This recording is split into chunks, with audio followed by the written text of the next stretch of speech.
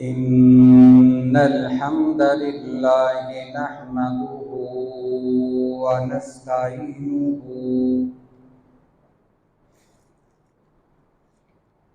ونستغفره ونؤمن به ونتوكل عليه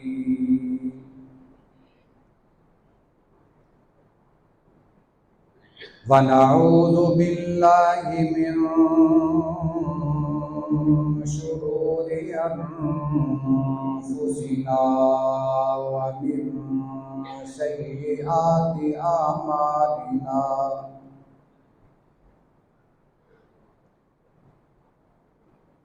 من يهده الله فلا مضل له ومن يضلله فلا هادي له ونشهد أن لا إله إلا الله وحده لا شريك له ونشهد أن محمدًا عبده ورسوله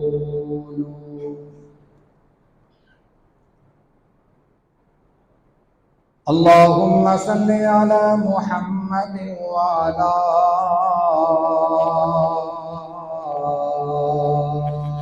آل محمد كما صليت على إبراهيم وعلى آل إبراهيم إنك حميد مجيد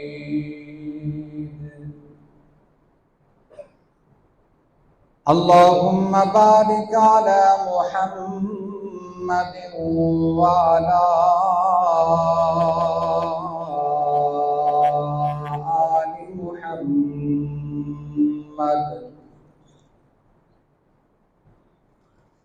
كما باركت على إبراهيم وعلى آل إبراهيم إنك حميد مجيد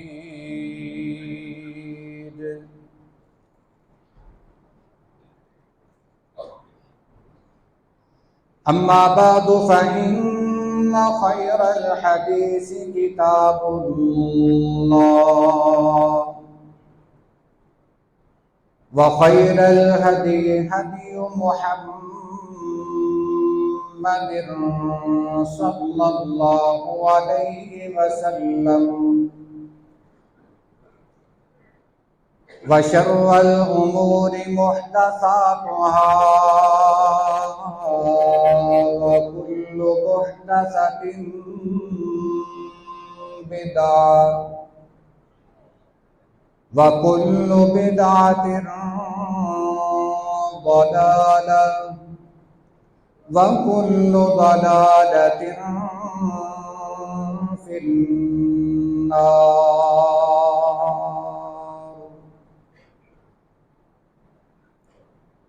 اللهم ارفعنا بما علمتنا وعلمنا ما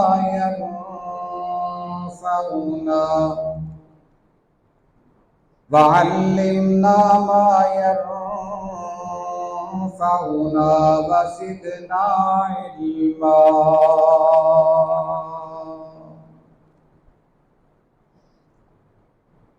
أعوذ بالله السميع العليم من الشيطان الرجيم.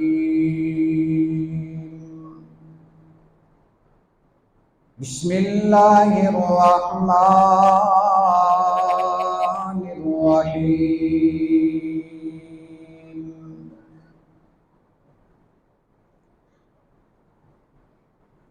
يا أيها الذين آمنوا كتب عليكم الصيام كما كتب على الذين من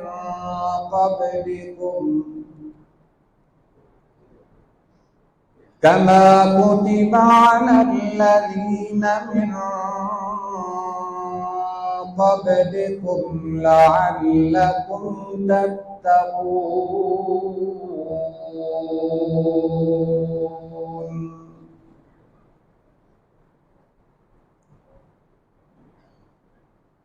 ہر قسم کی حمد و ثنا، عبادت و ریاضت، بزرگی و برتری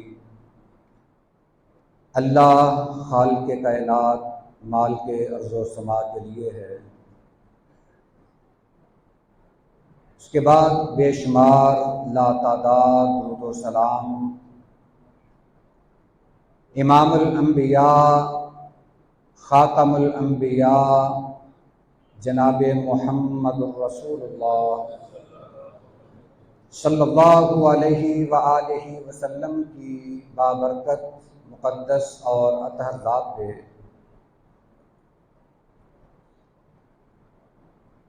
آج کے خطبہ جمعۃ المبارک کا عنوان تقوی رمضان کا مقصد یہ منتخب کیا گیا ہے. اشتہارات کے ذریعے سے آپ واقف بھی ہوں گے. دعا ہے کہ اللہ مجھے قرآن و حدیث بیان کرنے کی توفیق عطا فرمائے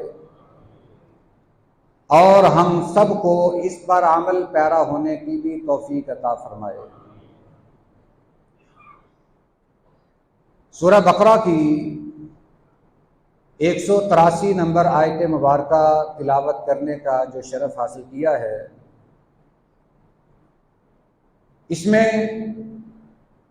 اسی بات کا تذکرہ کیا گیا ہے، اے ایمان والو، تم پر روزے فرض کر دیے گئے ہیں جیسا کہ تم سے پہلی امتوں پر فرض کیے گئے تھے، تاکہ تم متقی بن جاؤ.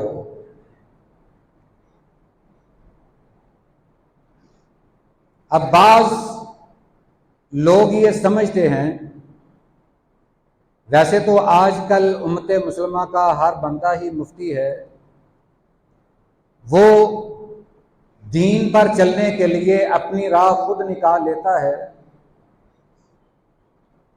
الا ماشاء اللہ ایسے لوگ بھی موجود ہیں جو صرف قرآن و حدیث کی بات کو ترجیح دیتے ہیں. اب اس آیت مبارکہ کا مطلب کیا ہے؟ اے ایمان والو، تم پر روزے فرض کیے گئے ہیں جیسا کہ پہلی امتوں پر فرض کیے گئے تھے، تاکہ تم متقی بن جاؤ.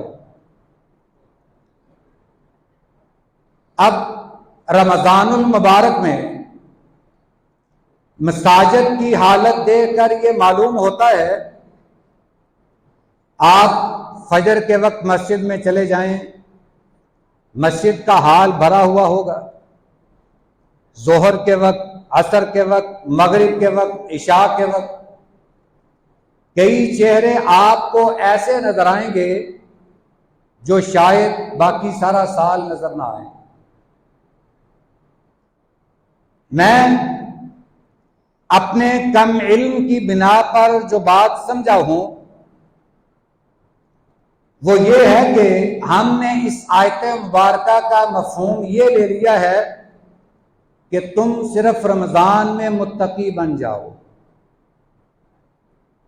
حالت دے کر تو ایسے ہی معلوم ہوتا ہے کہ تم صرف رمضان میں متقی بن جاؤ۔ کتب علیکم الصیام، تم پر روزے فرض کیے گئے ہیں جیسا کہ پہلی امتوں پر فرض کیے گئے تھے۔ لعلکم تتقون، تاکہ تم روزے رکھ کر متقی اور پرہیزگار بن جاؤ۔ متقی کا معنی کیا ہے؟ متقی کا مطلب ہے اللہ سے ڈر جانا، اپنے دل میں اللہ کا ڈر پیدا کر لینا۔ اب جس کے دل میں اللہ کا ڈر ہو، آپ اس کی کیفیت سمجھ سکتے ہیں۔ ہر بندہ یہ جانتا ہے کہ جس کے دل میں اللہ کا ڈر ہوتا ہے اس کا ظاہر اور باطن کیسا ہوتا ہے۔ یہ آدمی کی شخصیت، آدمی کا وجود اس بات کا اظہار کر دیتا ہے کہ یہ بندہ اللہ سے کتنا ڈرتا ہے۔ امام سیوطی رحمہ اللہ حضرت ابو درداء رضی اللہ تعالی عنہ کا ایک قول نقل کرتے ہیں، ذرا توجہ چاہتا ہوں، یہ بات بڑی قابل توجہ ہے۔ حضرت ابو درداء رضی اللہ تعالی عنہ کا قول ہے کہ جس کے دل میں رائی کے دانے کے برابر بھی تقویٰ ہوگا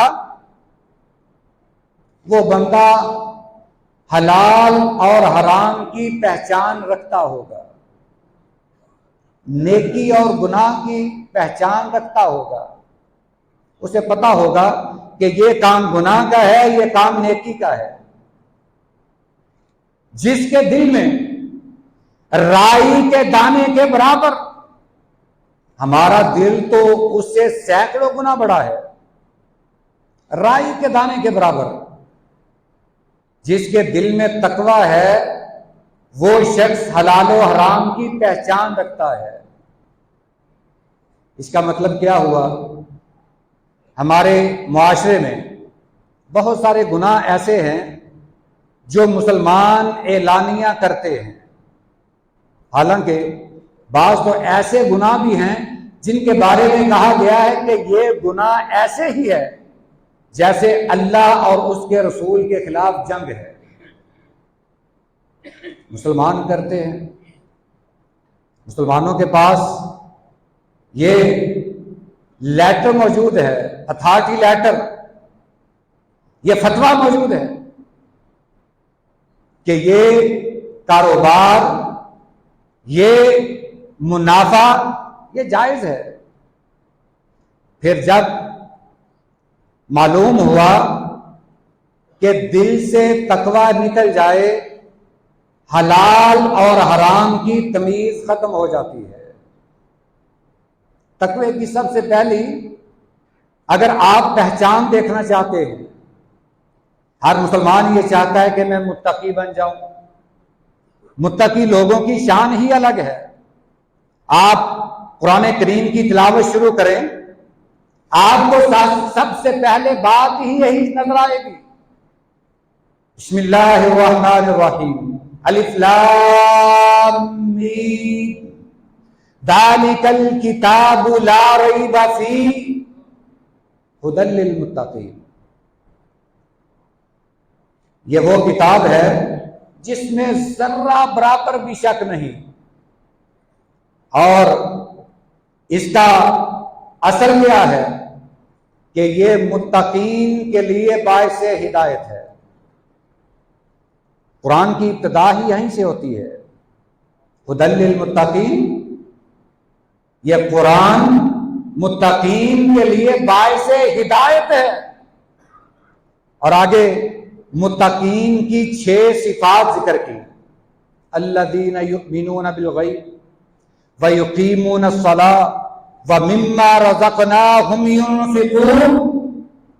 والذین یؤمنون بما انزل الیک وما انزل من قبلک وبالآخرۃ هم یوقنون، یہ مومنین کی صفات ہیں۔ اور کون سے مومنین؟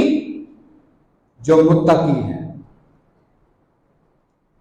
دوسری بات یہ سامنے آئی کہ متقی ہمیشہ نماز کا پابند ہوتا ہے۔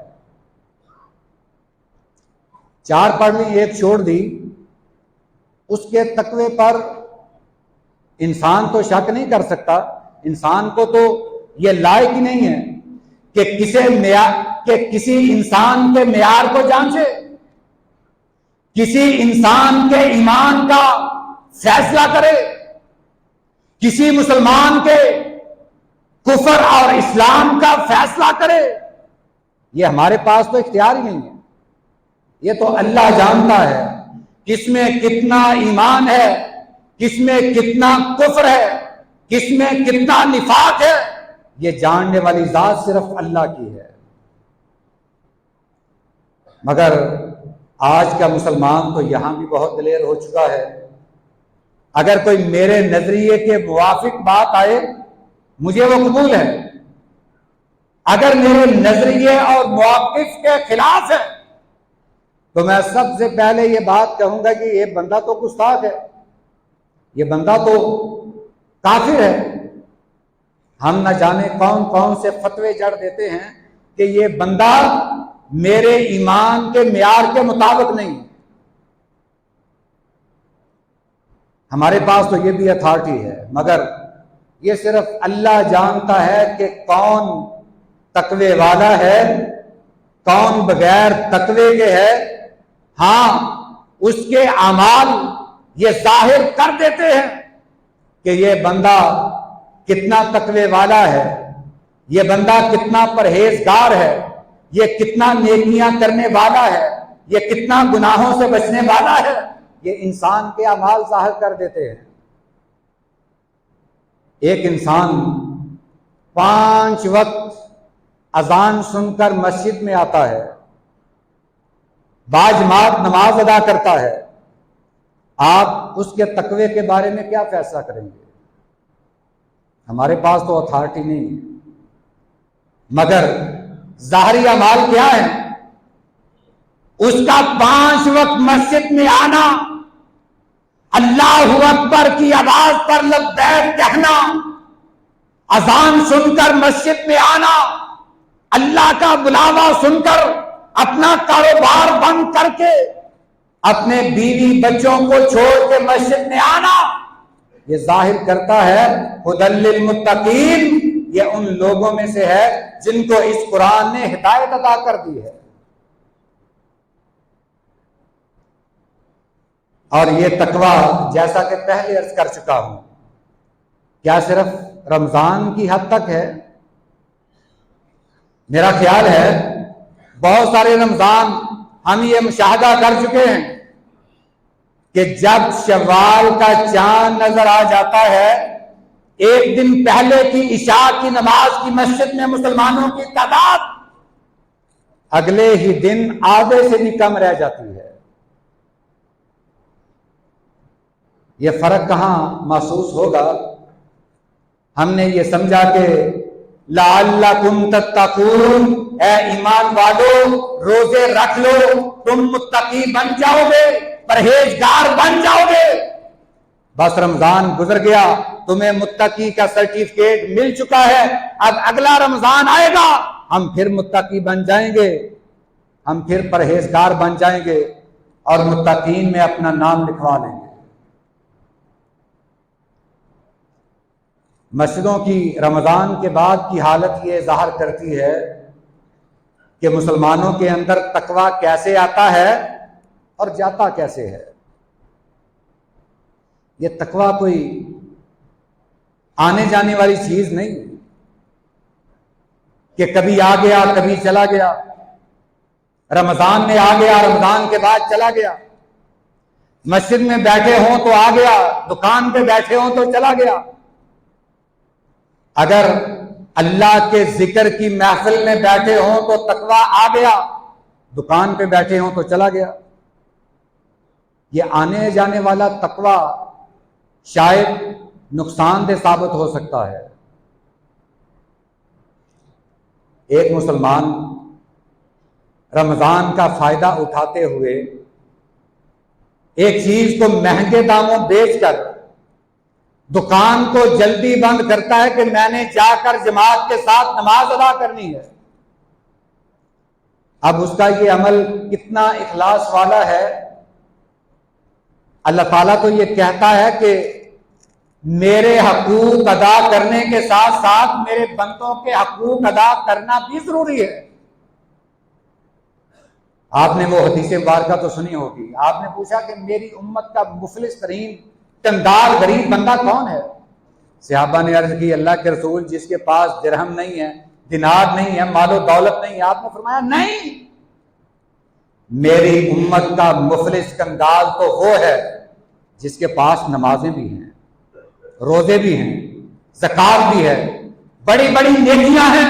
کل قیامت والے دن اللہ کے دربار میں آئے گا، مگر کچھ لوگ آئیں گے اللہ سے فیصلے کا مطالبہ کریں گے، اللہ یہ بندہ دنیا پہ ہمارے اوپر ظلم کرتا رہا ہے، اس کی زبان سے ہمیں تکلیف پہنچی ہے، اس نے ہمیں گالی دی تھی، اس نے ہمیں مارا تھا، اس نے ہمیں برا بھلا کہا تھا، اے اللہ دنیا پہ تو ہم اس سے بدلہ نہ لے سکے، آج تیرے دربار میں ہم فیصلے کے متمنی ہیں کہ آج ہم فیصلہ چاہتے ہیں، ہمیں انصاف دلایا جائے۔ پھر انصاف کیا ہوگا؟ اس کی نیکیاں ان کو دے دی جائیں گی، حتیٰ فنیت، ساری نیکیاں ضائع ختم ہو جائیں گی، مگر ابھی حساب باقی لینے والے ہوں گے، ابھی پیچھے لوگ ہوں گے۔ اللہ پھر فرشتوں کو فرمائے گا کہ اب ان لوگوں کے گناہ اس کے سر ڈال کر اس کو گھسیٹ کر جہنم میں پھینک دو۔ 5 وقت کی نماز یہ درس کیا دیتی ہے؟ ہمیں تقوی کا درس دیتی ہے۔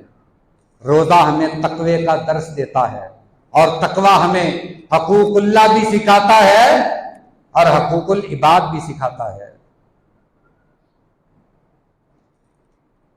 سیدنا انس بن مالک رضی اللہ تعالی عنہ بیان کرتے ہیں، مسند احمد کی حدیث مبارکہ ہے، اس کی سند صحیح ہے۔ ایک دن مسجد نبوی میں محفل لگی تھی، آپ صحابہ کے ستاروں کے جھرمٹ میں تشریف فرما تھے۔ آپ نے فرمایا کہ ابھی جو مسجد میں شخص آنے والا ہے وہ شخص جنتی ہے، ابھی جو مسجد میں آئے گا وہ شخص جنتی ہے۔ آپ نے یہ پہلے سے خبر دے دی، اس کی وضاحت کرنا یہ کسی اور موقع پر ہے، اس کی وضاحت یہاں مطلوب نہیں ہے، میں یہ اختصار سے حدیث مبارکہ عرض کر دوں۔ آپ نے فرمایا ابھی جو مسجد کے دروازے سے آدمی اندر آئے گا میں محمد بشارت دیتا ہوں کہ یہ بندہ جنتی ہے۔ اب صحابہ کرام کے سامنے جنتی کا تذکرہ ہو، صحابہ اس کے دیدار کے لیے تڑپ نہ اٹھیں، یہ کیسے ممکن ہے؟ صحابہ کا ایمان، صحابہ کا تقوی اگر دیکھنا ہے تو کتابیں پڑھیے، ان کی سیرت پڑھیے، ایک ایک نیکی پر اپنی جان قربان کرنے والے، ایک ایک نیکی کو حاصل کرنے والے صحابہ کرام، جن کے بارے میں فرمایا اولئک الذین امتحن اللہ قلوبہم للتقوی، اللہ نے ان کے دلوں کے تقوی کا امتحان لے لیا ہے۔ اب یہ کیا ہے؟ فَإِنْ آمَنُوا بِمِثْلِ مَا آمَنْتُمْ بِهِ فَقَدْ اهْتَدَوْا، اے قیامت تک آنے والے مسلمانوں، اگر تم ایمان لانا چاہتے ہو تو ان جیسا لے کے آؤ جیسا ایمان صحابہ کرام لے کر آئے۔ صحابہ کا ایمان ہمارے لیے ایک معیار بن گیا۔ صحابہ کرام نے نظریں دروازے پر ٹکا دی، اب منتظر ہیں کہ کون خوش نصیب مسجد میں آئے گا۔ اچانک ایک انصاری صحابی جن کا نام سیدنا سعد بن مالک رضی اللہ تعالی عنہ ہے، حضرت انس رضی اللہ تعالی عنہ بیان کرتے ہیں، مسجد میں آئے، گھر سے وضو کر کے آ رہے ہیں، نماز کا وقت ہے، ان کے داڑھی سے قطرے ٹپک رہے ہیں، بائیں ہاتھ میں جوتا پکڑا ہے، پھٹے پرانے کپڑے ہیں، اور مسجد میں آ کر جوتا رکھ کر مجلس میں بیٹھ کے صحابہ کرام بڑے متعجب ہو گئے کہ یہ بندہ تو ہم نے پہلے بھی کئی دفعہ دیکھا ہے، ہمارے مدینے کا بندہ ہے، اس سے ہم ملتے جلتے ہیں، مگر اس کی اہمیت اس وقت بڑھ گئی جب آپ نے فرمایا کہ جو آنے والا ہے وہ جنتی ہے۔ اگر جنتی دیکھنا چاہتے ہو تو جو آئے گا اس بندے کو دیکھ لو، یہ جنتی ہے۔ دوسرا دن ہوا، وہی وقت، وہی بات، وہی آدمی، وہی صحابی۔ تیسرا دن آیا، آپ نے پھر یہی بات ارشاد فرمایا کہ جو شخص ابھی مسجد میں آئے گا یہ شخص جنتی ہے۔ 3 دن آپ نے یہی بات ارشاد فرمائی۔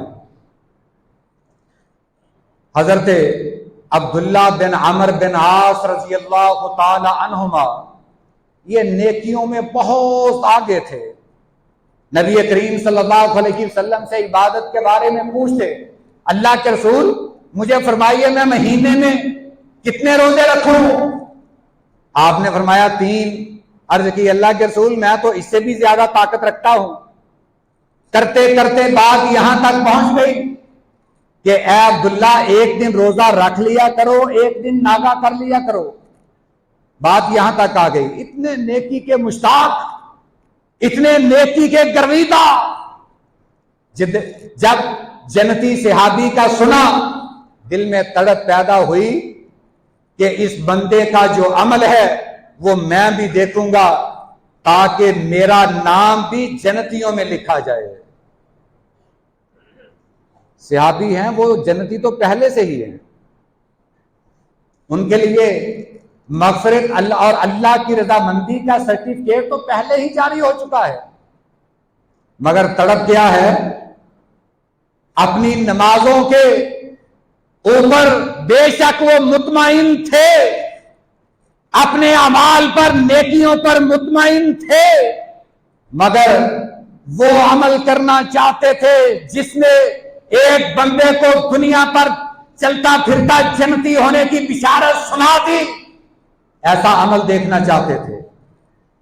مجلس برخاست ہوئی، صحابہ کرام اپنے گھروں کو چل دیے، حضرت عبداللہ بن عمر رضی اللہ تعالی عنہما اس صحابی کے پیچھے پیچھے چل دیے۔ جب گھر پہنچے ان کا دروازہ آیا، یہ کہنے لگے کہ اے اللہ کے بندے میرا اپنے والد سے جھگڑا ہو گیا ہے، میں قسم کھا چکا ہوں کہ 3 دن تک گھر نہیں جاؤں گا، اگر اجازت دے دو تو میں تمہارے گھر قیام کرنا چاہتا ہوں۔ اب وہ صحابی چاہے اپنے لیے کچھ کھانے کو نہ ہو مگر مہمان کی ضیافت کیسے کرتے تھے یہ تو اب سب جانتے ہیں۔ جب مہمان کو کھانا کھلاتے، ایک بندے کا کھانا ہوتا تو دیا بجھا دیتے، خود بھوکے رہ کر مہمان کو کھانا کھلاتے، وہ کیسے انکار کر سکتے تھے؟ کہنے لگے اہلاً و سہلاً مرحبا، ضرور تشریف لائیے، میرے گھر کے دروازے کھلے ہیں۔ اور اس وقت گھر کنال کنال کے نہیں تھے، صرف اس وقت دلوں میں جگہ تھی، دلوں میں جگہ تھی، گھر میں بن جاتی تھی۔ آج کل بعض اوقات ایک کنال کے گھر میں والدین کے لیے جگہ ڈھونڈنی بھی مشکل ہو جاتی ہے، مہمان تو دور کی بات ہے۔ خیر، انہوں نے حضرت عبداللہ کو اپنے گھر ٹھہرا لیا۔ اب حضرت عبداللہ اس طاق میں ہے کہ یہ کون سا عمل کرتے ہیں۔ عشاء کی نماز پڑھ کے گھر آئے، حضرت سعد بن مالک نے بستر پر جا کے دعائیں پڑھی، اللہ کا ذکر کیا اور سو گئے۔ حضرت عبداللہ کہنے لگے کہ میں نے تو سمجھا یہ قیام کریں گے، مگر یہ تو سو گئے۔ حضرت عبداللہ جاگتے رہے۔ اب دیکھنا تھا کہ یہ ایسا نہ ہو کہ میں سو جاؤں، یہ اٹھ کر وہ عمل کر لیں، میں دیکھنے سے محروم رہ جاؤں۔ ساری رات جاگتے رہے، مگر دیکھا کہ جب یہ ایک پہلو سے تھک کر دوسرا پہلو بدلتے، اللہ کا نام زبان پر آتا، تکبیرات بلند کرتے، اللہ اکبر کہتے، دوسری طرف لیٹ جاتے۔ دوسرا پہلو تھکتا، جب پہلو بدلتے تو اللہ اکبر کہہ کر تکبیرات بلند کرتے، اللہ کا نام لیتے، اللہ کا ذکر کرتے۔ فجر کی اذان ہوئی، بیدار ہوئے اور وضو کر کے سنتیں پڑھ کے مسجد میں نماز کی ادائیگی کے لیے تشریف لے گئے۔ حضرت عبداللہ کہنے لگے کہ میں نے کوئی ایسا عمل دیکھا ہی نہیں، یہ عمل تو ایسا ہے ہی نہیں ہے کہ جو انسان کو دنیا میں جنتی ہونے کی بشارت دے دے۔ خیر اگلا دن بھی ایسے ہی گزرا، 3 دن گزر گئے۔ 3 دن کے بعد حضرت عبداللہ کہنے لگے، اللہ کے بندے تیرے بارے میں تو میں نے نبی کریم صلی اللہ علیہ وسلم کی زبان مبارک سے یہ سنا تھا کہ آنے والا ایک بندہ جنتی ہے، جب مسجد میں آئے تو تم تھے، تمہارا ایسا عمل کون سا ہے؟ میں نے تو کوئی ایسا عمل نہیں دیکھا، کون سا ایسا عمل کرتے ہو کہ تمہارے بارے میں کائنات کے امام نے جنتی ہونے کی بشارت دی ہے؟ کہنے لگے کہ میرا عمل تو آپ کے سامنے نہیں ہے، اس کے علاوہ تو میرا کوئی اور عمل نہیں ہے، یہی عمل کرتا ہوں۔ حضرت عبداللہ بڑے مایوس ہوئے، جانے لگے، گھر کی دہلیز پر پہنچے، اس انصاری صحابی نے بلایا، عبداللہ ادھر آئیے، ایک عمل میں آپ کو بتا دیتا ہوں، ہاں ایک عمل میرا یہ ہے کہ میں نے اپنے دل کو تمام مسلمان بھائیوں کے لیے پاک کر دیا ہے، میرے دل میں کسی مسلمان کے لیے نہ کینہ ہے، نہ بغض ہے، نہ کسی مسلمان کو دھوکہ دینے کا جذبہ ہے، میرے دل میں مسلمان بھائی کی، ہر مسلمان کی خیر خواہی کا جذبہ ہے۔ حضرت عبداللہ رضی اللہ تعالی عنہ کہنے لگے، یہی تو وہ عمل ہے جس کی وجہ سے تمہیں جنتی ہونے کی بشارت ملی ہے۔ ہر بندہ اس کی طاقت نہیں رکھتا، ہم اس کی طاقت نہیں رکھتے۔ یہ ہے وہ تقوی جو ایک انسان کے اندر ہونا چاہیے، جو انسان کے اندر ایسا تقوی جو اللہ کو مطلوب ہے۔ سورہ آل عمران میں فرمایا، یا ایھا الذین آمنوا اتقوا اللہ حق تقاتی، اے ایمان والو اللہ سے ڈر جاؤ اس طرح جس طرح اس سے ڈرنے کا حق ہے۔ ولا تموتن الا وانتم مسلمون، اور جب تم میں موت آئے تو اسلام کی حالت میں آئے، جب دنیا سے جاؤ مسلمانی کی حالت میں جاؤ، ایمان کی حالت میں جاؤ۔ یہ ہے وہ تقوی۔ جب انسان دنیا سے جائے گا آواز آئے گی، یا ایھا النفس المطمئنہ، اے نفس مطمئنہ، ارجعی الی ربک راضیۃ مرضیہ، اپنے رب کی طرف آ جا راضی خوشی، ہنستے خوش ہو کر اپنے رب کی طرف لوٹا۔ فادخلی فی عبادی وادخلی جنتی، جب تو دنیا سے جائے گا تیرے لیے اگر یہ اعلان ہو میرے بندوں میں داخل ہو جا، میری جنت میں داخل ہو جا، تو پھر سمجھ لے کہ تو متقی اور پرہیزگار ہے۔ رمضان ہمیں یہی سکھانے آیا ہے، لعلکم تتقون۔ لوگوں 1 سال تو نے گزار دیا، اب میں آیا ہوں کیوں؟ لعلکم تتقون، تاکہ تم متقی بن جاؤ۔ اس مسلمان کے لیے خوشخبری ہے کہ رمضان چلا جائے مگر ایک مسلمان کو متقی چھوڑ کر جائے، رمضان تو چلا جائے، آنے والے ایام میں وہ بندہ متقی بن جائے۔ رمضان کا مقصد یہ ہے کہ بندہ متقی بن جائے، اور ان للمتقین مفازا، کامیابی تو متقین کے لیے ہے۔ اگر جنت ہے تو اللہ نے متقین کے لیے تیار کی ہے، اچھا ٹھکانہ یہ صرف متقین کے لیے ہے۔ تو ہمیں کوشش کرنی چاہیے کہ ہم لعلکم تتقون کے مصداق بن جائیں۔ رمضان جائے تو ہمیں ایک ایسا مسلمان چھوڑ کر جائے جس پر ہمارا رب راضی ہو، جس کے دل میں تقوی ہو۔ سیدنا ابو ہریرہ سے پوچھا گیا رضی اللہ تعالی عنہ، امام سیوطی الدر المنصور میں نقل کرتے ہیں، حضرت ابو ہریرہ سے پوچھا گیا کہ مت تقوی، تقوی کیا ہے؟ حضرت ابو ہریرہ فرمانے لگے کہ اگر کوئی کانٹوں والا راستہ ہو اس پر تو کیسے چلے گا؟ اس نے کہا کہ میں اپنے کپڑوں کو سمیٹوں گا، اپنے آپ کو خوب بچاؤں گا، کہیں کوئی کانٹا نہ لگ جائے، میرے جسم میں چبھ نہ جائے، میرے کپڑے نہ پھاڑ دے، میرا دامن چاک نہ کر دے۔